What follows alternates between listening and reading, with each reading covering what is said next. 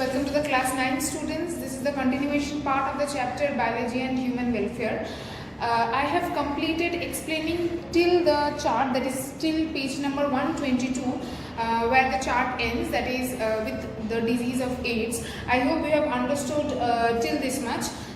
This is quite a big chapter, and not only big, it is an important chapter, and different kinds of questions can come, means short answer type, objective, different types of questions can come from various parts of this chapter.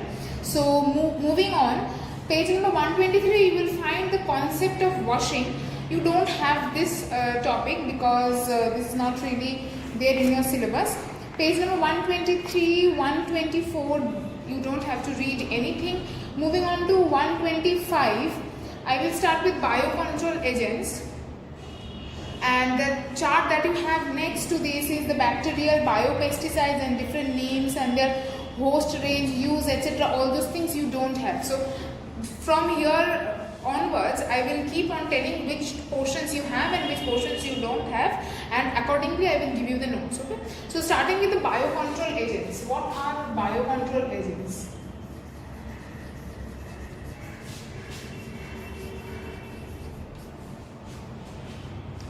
See, weeds, insects and pathogens. Weeds means unnecessary grass-like plants which grow here and there, and they take the nutrition from the actual plant and thus harm the actual plant. Okay, so weeds, insects and pathogens are enemies to the pest, crops and livestock animals.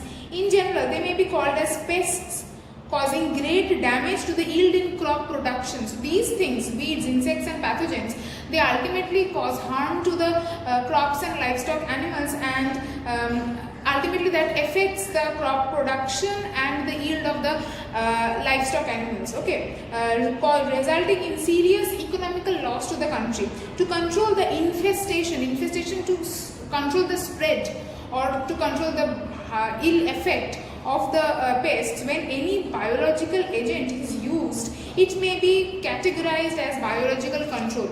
So to control these pests, these weeds, these insects and pathogens which ultimately cause harm to the crop and the livestock animals, they will means some mode of control will be used, and then this mode of control is basically a biological way of controlling these harmful pests and weeds.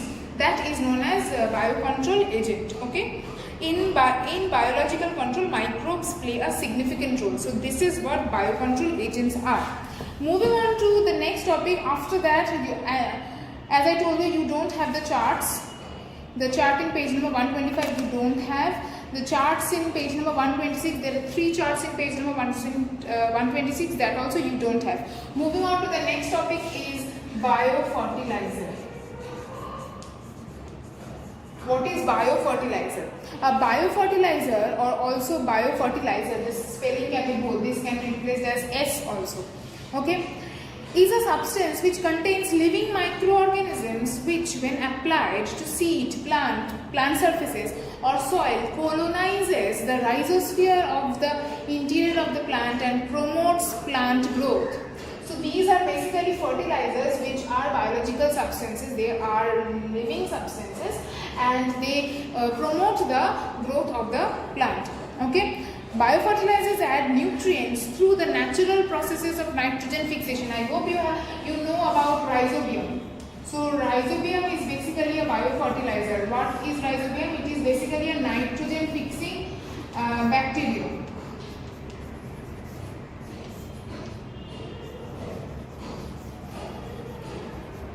Nitrogen fixing bacteria. They live in the root nodules of pea plants and similar groups of plants, and they absorb the atmospheric nitrogen because nitrogen is very much important for plant growth, and plants cannot directly take the nitrogen from the soil. These bacteria, rhizobium bacteria, they take the nitrogen from the atmosphere and they fix it in such a way that the plants can use it, or it can be useful for the plants. Okay. So these are what biological fertilizers are. Moving on to the role of bacteria, cyanobacteria and mycorrhiza as biofertilizer. Now I have already talked about rhizobium, which is a nitrogen fixing bacteria as free living organism. Point number 1A, nitrogen fixing bacteria as free living organism, which is rhizobium.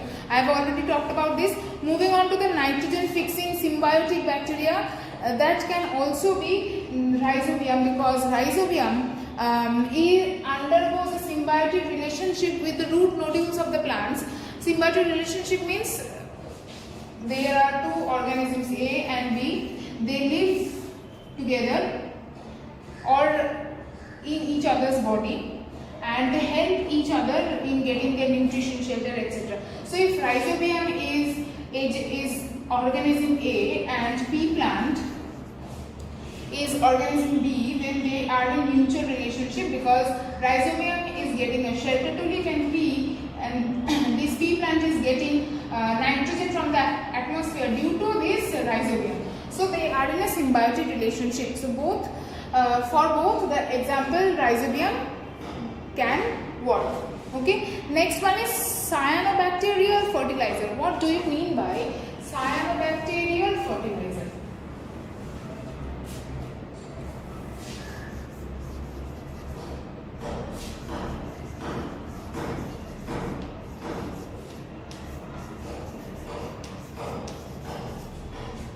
Cyanobacterial fertilizer. Look at the book. The cyanobacteria are the chlorophyll containing unicellular autotrophic prokaryotes. Underline chlorophyll containing unicellular autotrophic. Autotrophic means since they are chlorophyll containing, they can produce their own food. Okay, they are commonly known as blue-green algae. Cyanobacteria, these are basically known as blue-green algae, and the cyanobacteria may fix nitrogen either in the free-living manner or in symbiotic state. They can fix nitrogen in both states. Okay, for this reason they are also known as, they can also act as biofertilizers. They can also act as biofertilizers since they can fix atmospheric nitrogen. Okay. Now examples include Anabaena, BAENA, Nostoc, etc. Okay, so these two examples you will learn for cyanobacterial fertilizer, which can also act as biofertilizers. Okay, now moving on to the last topic of our chapter, which is mycorrhiza. What is mycorrhiza? Again, there are two types of mycorrhiza also. First, we will have to know what is mycorrhiza. There are some fungi which live in close association with the roots of some plants and live symbiotically. So previously, just now I told you what is symbiotic relationship. Two organisms living in mutual understanding with each other. They are giving each other something and they live peacefully in contact with each other, in close association with each other. Okay. So here, who are living with each other? Fungi, organism A, and organism B is roots of some plants. So who is organism B?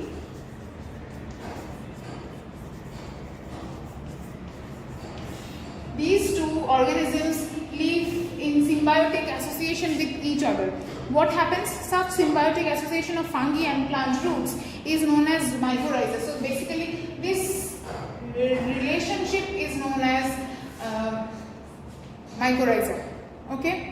The fungi in mycorrhiza, so how do they help each other? The fungi gets nutrition and shelter on the plants. So roots of the plants acts as a shelter and gives nutrition to the fungi. Okay? They may help the plants in obtaining nutrition from the soil, and in turn the roots of the plants get nutrition from the fungi. I hope this is clear to you all. Moving on to the last page. Now there are two types of mycorrhiza. One is